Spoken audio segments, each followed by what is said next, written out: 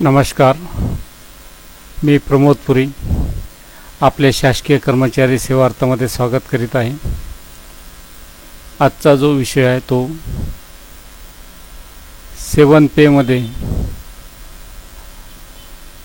जो 23 डिसेंबर 2020 रोजी शासन निर्णय आलेला आहे आणि त्या शासन निर्णयाच्या शुद्धीपत्रकाच्या अनुषंगाने बरेचसे प्रसार माध्यमातून वेगवेगळ्या गोष्टी प्रसारित होत आहे। कर्मचाऱ्याच्या वेतनावर घाला, निवृत्ती वेतनावर घाला, अशा बऱ्याचशा पेपरमध्ये येत आहे, प्रसार माध्यमातून येत आहे। तर त्या अनुषंगाने एक आपल्याला माहिती असावी, जो काही हा शासन निर्णय निघालेला आहे 23 डिसेंबरचा, याचा मूळ अर्थ काय होते हे आपण आजच्या व्हिडिओमध्ये पाहून घेऊ। प्रत्येकाने वेगवेगळ्या परीने सांगितलेलं आहे का बा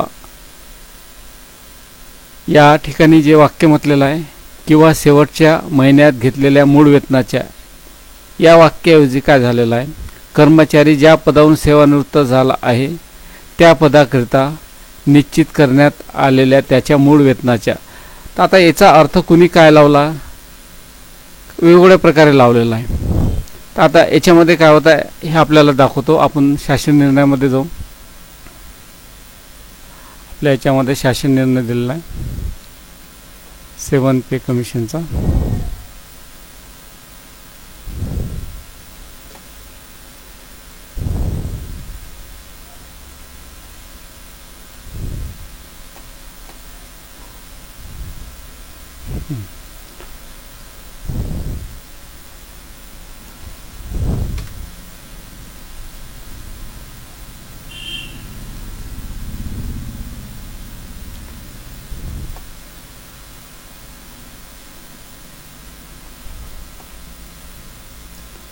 सेवन पे GR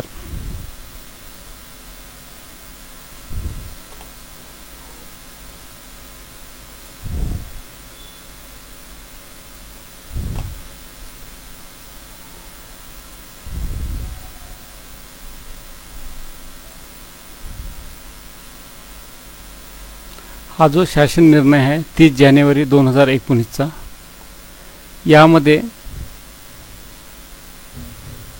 काही जणांनी असा विचार केला आहे की कर्मचारी ज्या पदावरून सेवानिवृत्त झाला आहे त्या पदाच्या, म्हणजे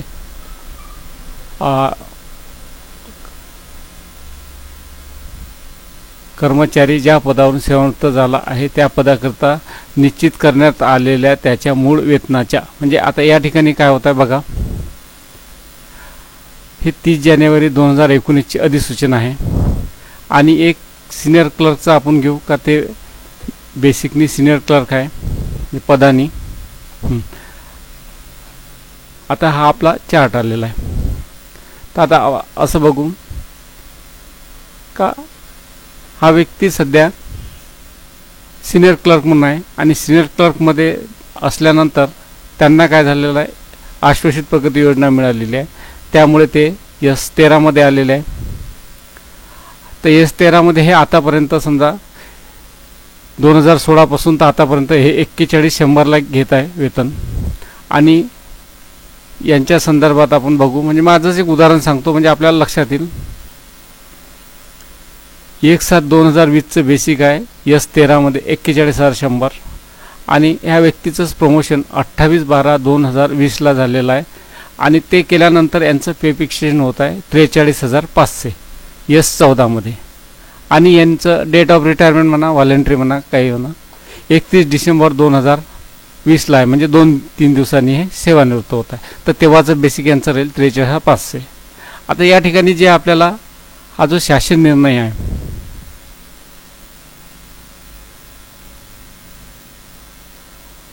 हा जो आपला 1 मार्चचा शासन निर्णय आहे कुटुंब निवृत्ती वेतनाबाबत, आपण हाच विचार करू। 5 मध्ये म्हटलेला आहे, 5 मध्ये काय म्हटलेलं आहे, आता याचं वाक्य आपण पूर्ण एकदा पाहून घेऊ म्हणजे आपल्या पूर्ण लक्षात येईल।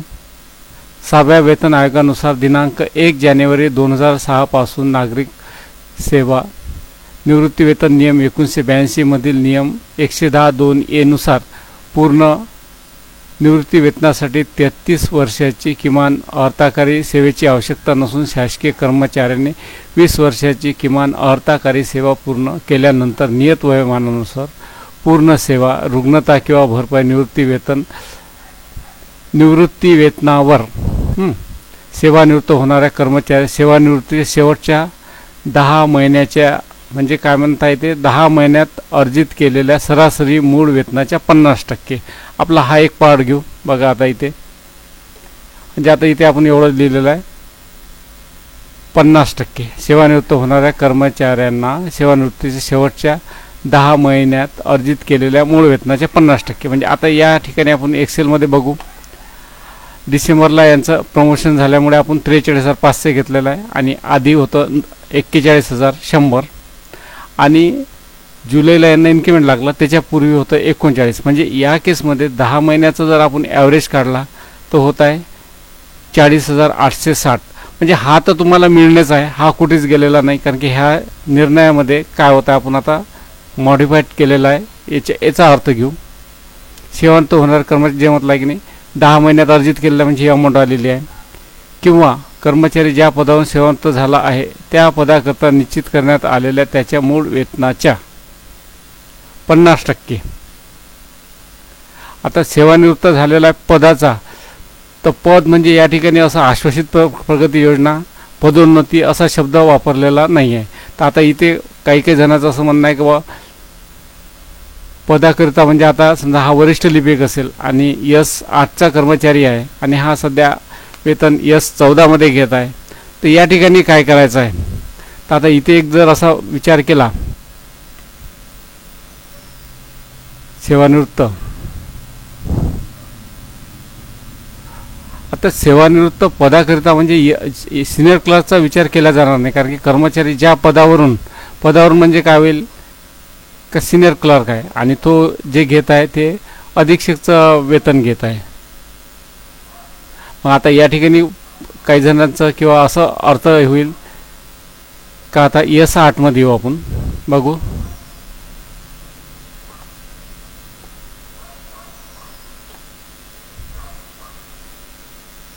आता ह्या व्यक्तीसाठी S8. आता S8 आपण कोणती अमाऊंट घेणार आहे. आता सध्या तो आधी पूर्वी घेत होता तो 41,100. तर याचा अर्थ असा झाला का बा 41,000ला घ्यायचं म्हणजे 100 रुपयांनी कमी.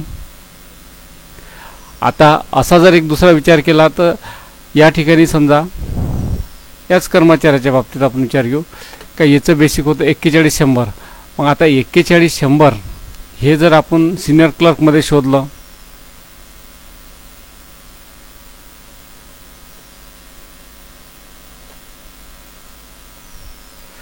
तर 41,100ला तुम्हाला जर फिट करावं लागेल तर याला 42,200 देणार का आपण. हा एक महत्त्वाचा मुद्दा. दुसरी गोष्ट, या व्यक्तीला प्रमोशन झालेलं आहे. आता प्रमोशन झालेलं आहे 43,500वर आलेलं आहे. कारण की हे तर FCचं अधीक्षकचं पद आहे आणि हा कर्मचारी पदाने वरिष्ठ लिपिक आहे. तर वरिष्ठ लिपिक आहे तर 43,500 हे तर शेवटचं झालेलं आहे. मग 43,500 S14 आपण बघू. 43,500 ही जी अमाऊंट आहे 43,500 ही आपण याला मूळ पदात देणार आहे काय. आता 43,500 म्हटलं तर हे 43,500ला हे 43,500 अमाऊंट टॅली होत आहे. म्हणजे याचा अर्थ आपण या ठिकाणी असा घ्यायचा का हे 43,500 आणि हेच 43,500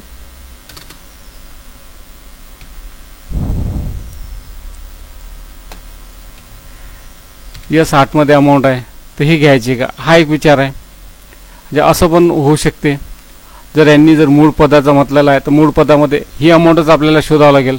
कारण की या ठिकाणी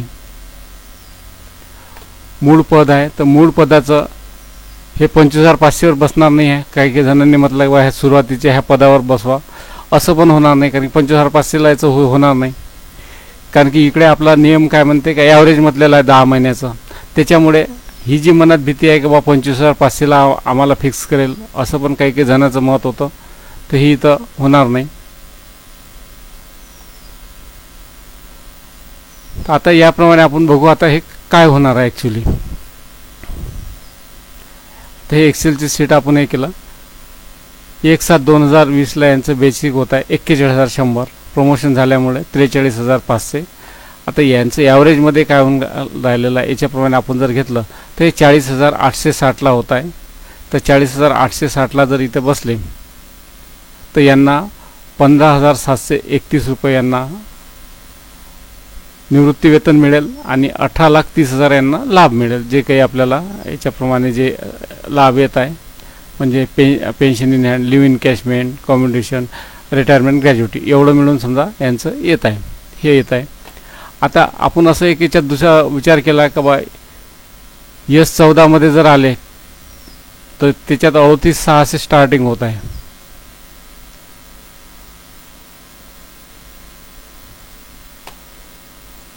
आता याच्यामध्ये हे 38,600 काही जर यांचं असं म्हणणं आहे की बा S14 आलं तर पहिल्याच लेवलला द्या त्या पदावर, ते 38,600. आणि आपण दुसरी गोष्ट करू 24 ग्रेड पेला 25,500. आता 25,500 बरोबर काय कॅल्क्युलेशन आहे ते पाहू.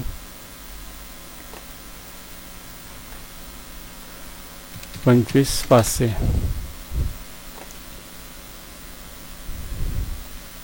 याच्याप्रमाणे 98,17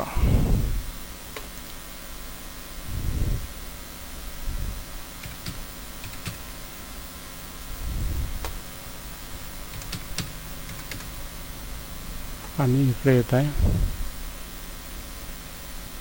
11,42,155. 11,42,155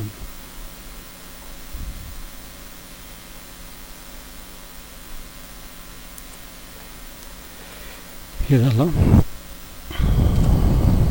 S8 S8चं याच्याप्रमाणे यांचं एवढं होत आहे. तर आता यामध्ये एक बघा, जर शासनाने म्हणजे S8ची स्टार्टिंग लेवल घ्या असं जर म्हटलं असतं तर बघा या ठिकाणी काय म्हटलं, दिनांक 1 जानेवारी नंतर निवृत्त वेतनाच्या कुटुंब निवृत्ती वेतनाच्या 7व्या वेतन आयोगानुसार सुधारित करण्याबाबत परिच्छेदमध्ये खालील बदल करण्यात येते. आणि काय म्हटलं असं करण्यात येतं आणि याच्यामध्ये कुठेही वसुलीबद्दल म्हटलेलं नाही आहे. म्हणजे एक लक्षात घ्या या ठिकाणी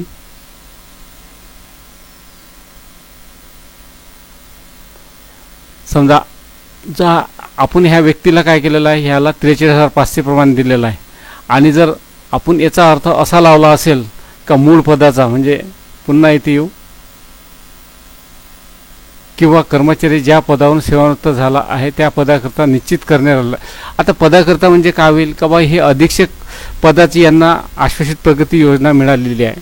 म्हणजे आश्वासित प्रगती योजना 10-20-30ची पदोन्नती हे दोन्ही गोष्टी सारख्याच झालेल्या आहे. कारण की वेतनाच्या संदर्भात, कारण की पदोन्नतीला जे काही निकष आहे तेच 10-20-30ला निकष आहे.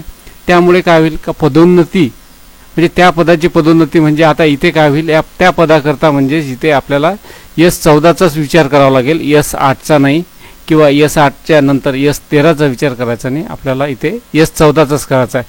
म्हणजे पदावरून सेवानिवृत्त झालेला आहे म्हणजे आता हा कर्मचारी काय आहे 28 तारखेला यांचं प्रमोशन झालेलं आहे आणि त्यामुळे हे काय होत आहे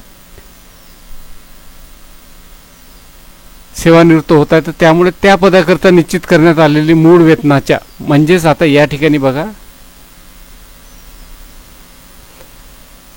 हे S14ला आले की या पदाच्या म्हणजे काय म्हटलं 43,500लाच करायचं. काही काय करायचे काही यांचं असं बघा का शेवटच्या महिन्यात डिसेंबरमध्ये यांचं बेसिक होतं 41,100 आणि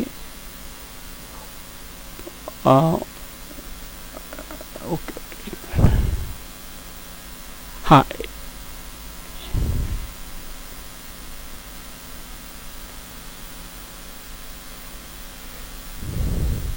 41 आणि 43 ॲव्हरेज करायचे काही जण. हे बघा आता हे 2 आहे 41,100 आणि हे 43,500 आणि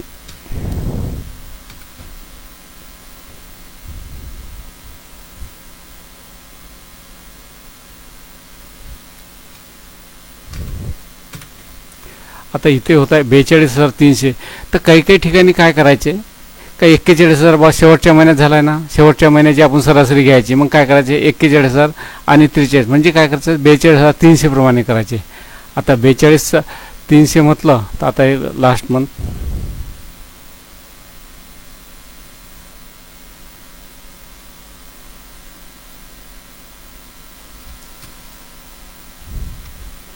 हे ते लास्ट हे जे टाकलेलं आहे ह्याचं येणार नाही आहे. हे विदाउट प्रमोशनचं होतं. लास्ट मंथचं आपण टाकू 42,300. तर 42,300ला काय होतं हे पाहून घेऊ.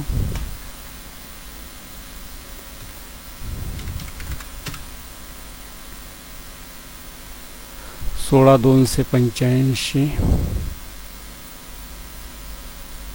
$16,285 1894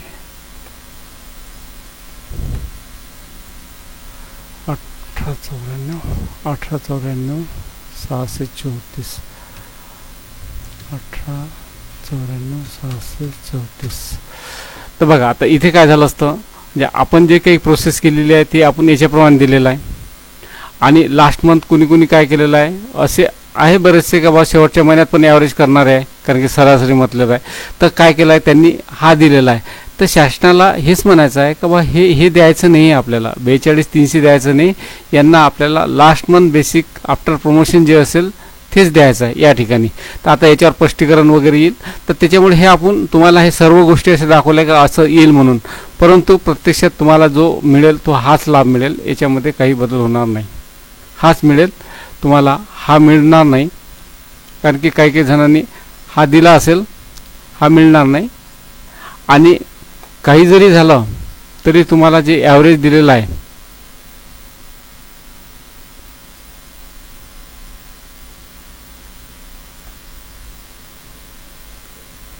हा जो आलेला आहे हा 42, हा तर लास्ट मंथ 12 महिन्याचा आपल्याला हा कुठेच गेलेला नाही आहे. हा म्हणजे काही जरी झालं तरी तुम्हाला ही जी वाक्यरचना ही बदलली नाही आहे. सेवानिवृत्त होणाऱ्या कर्मचारी सेवानिवृत्त शेवटच्या 10 महिन्यात अर्जित केलेल्या मूळ वेतनाच्या 50%. आता 50% म्हटल्यामुळे काय होणार की हे आपल्याला 50% यापैकी जी रक्कम लाभदायक असेल ती रक्कम म्हटलेलं आहे. म्हणजेच आपल्याला आता या ठिकाणी जर आपण इथला विचार केला शेवटचा, तर कोणतंही घ्या तुम्ही जर म्हणत असाल A60 मध्ये घेतलं तर हे एवढं येत आहे, तर शेवटी आपल्याला काय होईल, हीच अमाऊंट भेटेल 10 महिन्याचं ॲव्हरेज. नाही पाहिजे 10 पण पाहिजे, 10 मंथचं ॲव्हरेज आपल्याला हा येईल. आणि दुसरी गोष्ट समजा याचं स्टार्टिंग हे येणारच नाही, कारण की याच्यापेक्षा हीच जास्त आहे, म्हणजे हीच आपली अमाऊंट येईल. दुसरी गोष्ट बिफोर जुलैचं हे 49 याचा काही संबंध येणार नाही. आणि लास्ट मंथ ॲव्हरेज जे केलं होतं हे, तर हे 42 येत आहे, तर हे पण येणार नाही. आणि आपल्याला जे अप्लिकेबल राहील ते last month basic after promotion 43,500. तर याप्रमाणे आपल्याला 43,500. आता आपण काय करू, हे ऑनलाईन बघू आपण. ह्या सर्व गोष्टी सांगितलेल्या आहे, माझं सांगताना काही थोडं चुकलेलं आहे, पण एवढं लक्षात घ्या, एवढा आपण याचा आउटपुट काढलेला आहे या गोष्टीचा. आणि याचा आउटपुट आता आपण ऑनलाईनमध्ये बघू. म्हणजे आता हे सांगताना सांगितलं काय, आता ऑनलाईनला जाऊ आपण.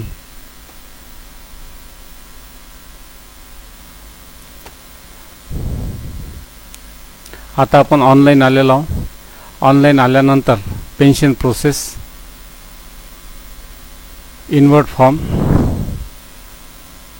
रेग्युलर पेन्शन केस हे घेऊ.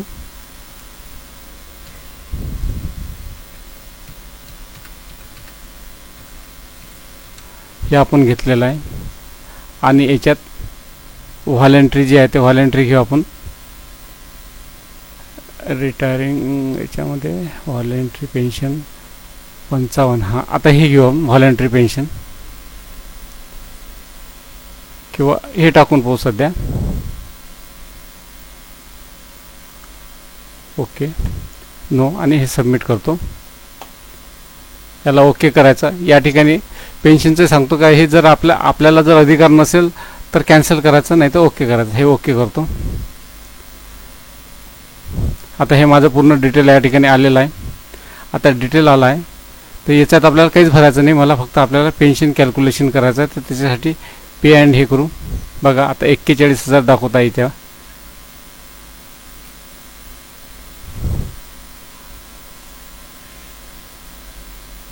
हे 10 महिन्याचे ॲव्हरेज जे आहे,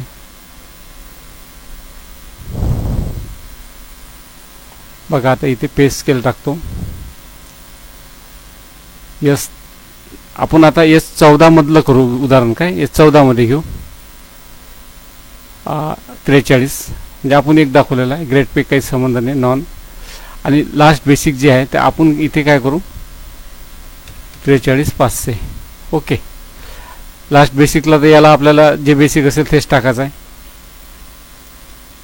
तर याप्रमाणे काय होईल आपलं कॅल्क्युलेशन जर आपण केलं. आता लास्ट 10 मधला आता इथे काय होईल,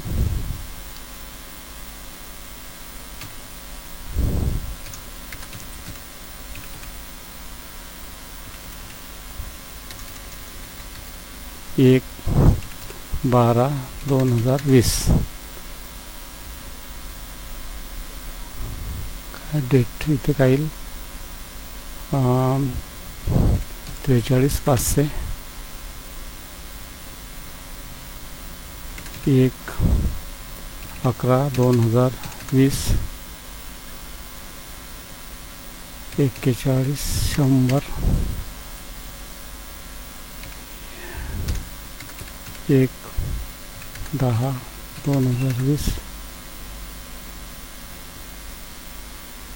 10/2020. 41,100.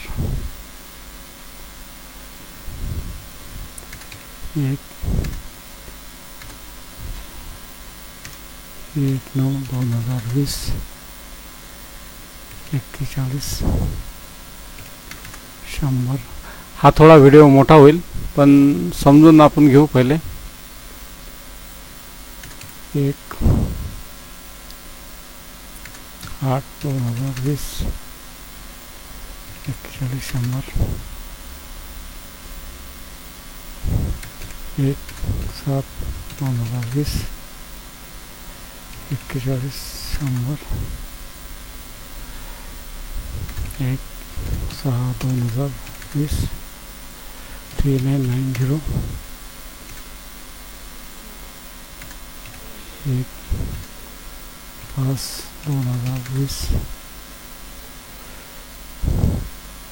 3990.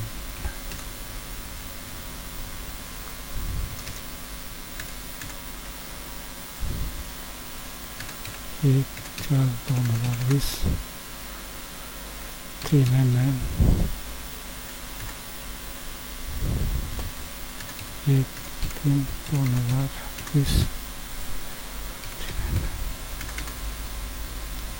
याच्याप्रमाणे ॲव्हरेज बघा 40,860 आलेला आहे.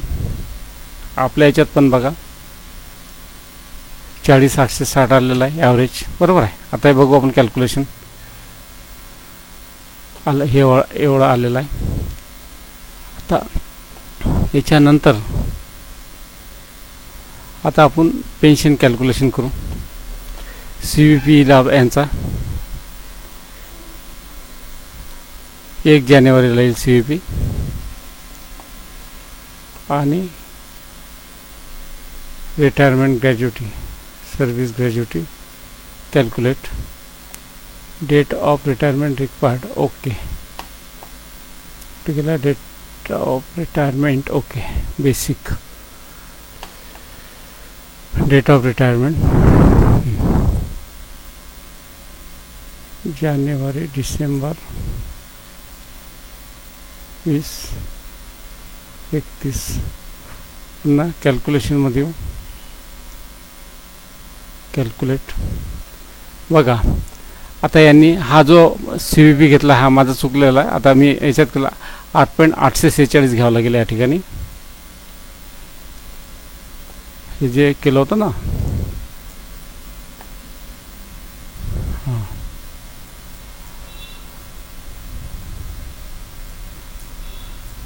ओके. माझ्याकडे तो मी टाकला 8.846. ओके. हे माझं हे 8.8 किती आहे याचा CP 8.846 8.846 ओके.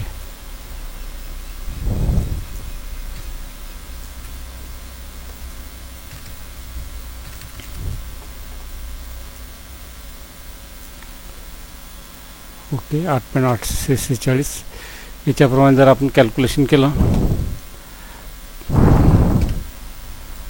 494 बघू आता याचं कॅल्क्युलेशन काय आलं ते.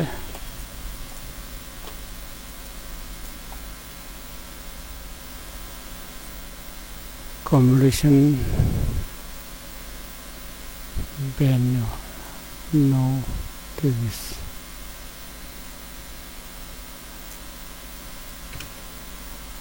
ओके.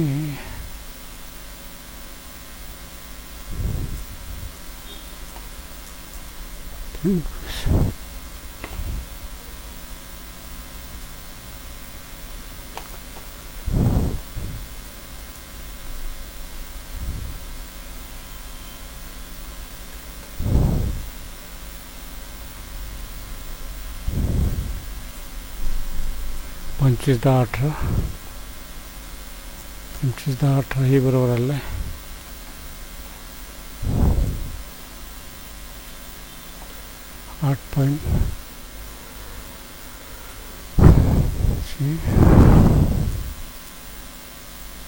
ओके ओके बेसिक नाही चेंज केलं.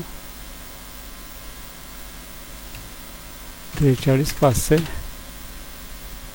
बघा 87 आणि 9 23 522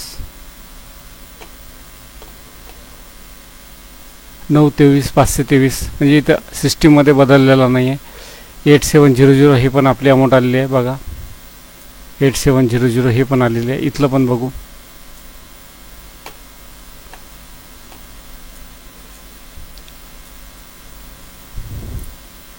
तेरा 050 21 750 13 050 21 750 870 हे तिन्ही अमाऊंट आलेलं आहे ऑनलाईन सोबत.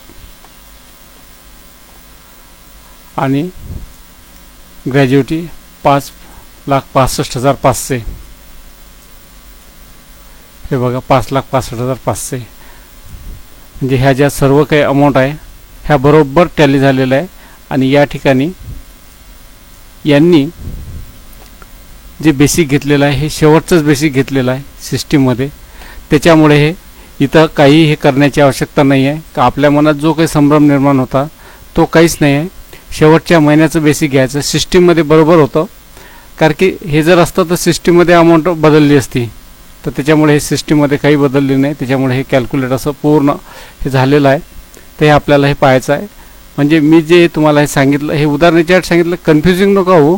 कारण की याच्यात उदाहरण जे सांगितलेलं आहे तो हाच उद्देश आहे की बा आपल्याला प्रत्येक गोष्ट समजायला पाहिजे की बा असं होईल का. प्रत्येकजण म्हणेल का बा यांचं मूळ पद आहे तर मूळ पदाचं हे इथं येईल किंवा 43,500 आहे तर S8मध्ये पण 43,500 आहे तर त्याच्यामुळे हे येईल का. कमीत कमी तुम्हाला हे 10 महिन्याचा ॲव्हरेज हा तर कुठेच गेलेला नाही आहे. याच्यामध्ये तर काही बदल होणार नाही. आणि दुसरी गोष्ट ती तुम्हाला आहे तर ती जी अमाऊंट आहे तर ही आपल्याला 43,500 प्रमाणेच मिळेल. लास्ट महिन्याची 42,300 काही काही ऑफिस काढत असेल त्याच्यामुळे हे 42,300 पण आपल्याला मिळणार नाही. तुम्हाला मिळेल हेच. आणि ही आपल्याला ऑनलाईन मी तुम्हाला दाखवून दिलेलं आहे.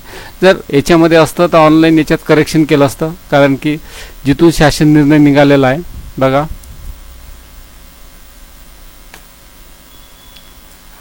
हा शासन निर्णय वित्त विभागाचा निघाला आहे. आणि ही वेबसाईट जी आहे ही पण वित्त विभागाचीच आहे. त्याच्यामुळे याच्यामध्ये तेव्हाच्या तेव्हाच त्यांनी बदल केला असता. म्हणजे कोणताही बदल झालेला नाही काहीही नाही. म्हणजे आता याचं सर्वात शेवटचं उदाहरण जर सांगायचं असेल तर आपल्याला याचा हा अर्थ हाच घ्यायचा आहे का ज्या पदावर सेवानिवृत्त झाले असेल म्हणजे तुम्हाला मूळ पदाचा विचार करायचा नाही आहे. तुम्ही ज्या पदाचं म्हणजे ज्या 28 तारखेला तुम्ही ज्या पदावरून झालेलं आहे म्हणजे ते पद जे होतं आपल्याला आश्वासित प्रगती योजना मिळाली किंवा त्या महिन्यात पदोन्नती मिळाली जे काही असेल तर त्या तारखेचं आपल्याला ते हे धरायचं आहे. किंवा एखादा शेवटचा काय होते का त्या तारखेला 28 तारखेला प्रमोट झाला असेल तर ते आपल्याला घ्यायचं आहे. त्याच्यामुळे हे लक्षात घ्या. थोडं कन्फ्युजिंग झालेलं आहे, सांगण्यात काहीतरी थोड्या चुका झालेल्या आहे, परंतु तुम्ही ऑनलाईनचं हे जर लक्षात घेतलं तर हे आपल्याला लक्षात येईल का बा याच्याप्रमाणे आपल्याला हे करायचं आहे. तर हा आजचा व्हिडिओ या ठिकाणी संपवतो. सांगताना माझ्या बऱ्याचशा चुका झालेल्या माझ्याही लक्षात आलेलं आहे, परंतु याचं जे महत्त्वाचं जे मला सांगायचं आहे ते हेच काही आपल्याला इथं काहीही बदल झालेला नाही आहे. फक्त याच्यामध्ये यांनी आपल्याला हे क्लॅरिफिकेशन करून दिलेलं आहे की काही लोक 42,300 घेत होते, तर हे चुकीचं आहे. 42 न घेता 43,500 घ्यायचं आहे. शेवटचं जे बेसिक असेल शेवटच्या दिवसाचं, म्हणजे आता याच्यात एवढं काही वाक्य जरी असतं असं का शेवटच्या दिवसाचं बेसिक म्हटलं असतं तरी विषय संपला असता. तर ठीक आहे याच्याप्रमाणे. आणि आता शासन आपल्याला क्लॅरिफिकेशन दिलंच. तर हा आजचा व्हिडिओ या ठिकाणी संपवतो.